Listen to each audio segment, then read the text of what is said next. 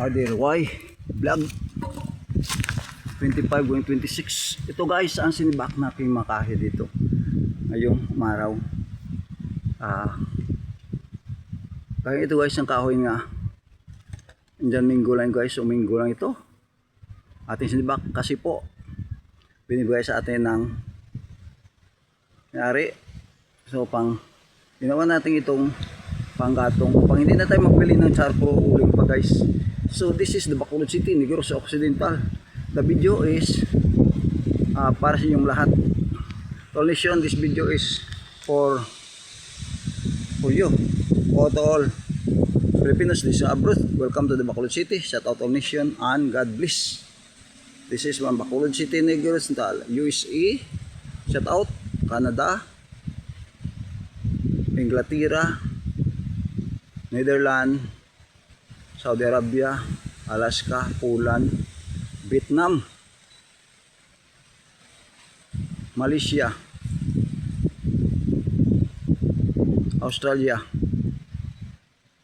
Yugoslavia, Great Britain, France, Inglaterra, Singapore, Brunei, Saudi Arabia, United Emirates, Laos, Kuala Lumpur,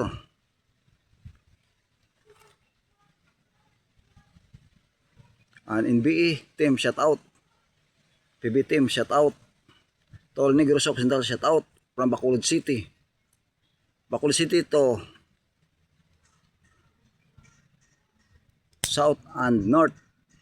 God bless and good morning. This is from Bacolod City, Negros Occidental, the city of smile. The city is celebrating the Maska Festival on October. The first month of October, the Bacolod City is celebrating the Maska Festival. So inviting to all nation and to all Filipinos, to all Negros Occidental to watching during the time the celebrate the Maskara on October 1st there in Bacolod City. God bless you and good morning. This is the video. Nag-iimbak tayo guys ng mga nagsibak tayo guys ng mga kahoy panggatong upang dumating ng mga sa kunao tagululan. Marami na tayong panggatong ng mga kahoy. So this is the vlog, RDY vlog 25 going 26. Nag-o-offer sa lahat ng mga video na dito na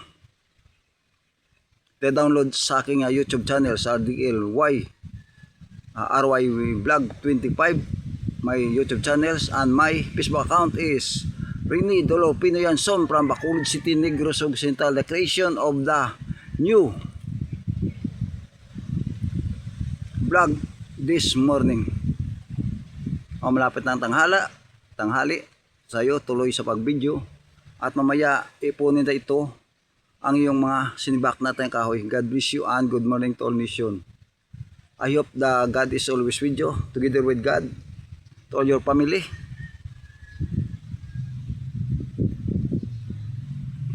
God bless and good morning.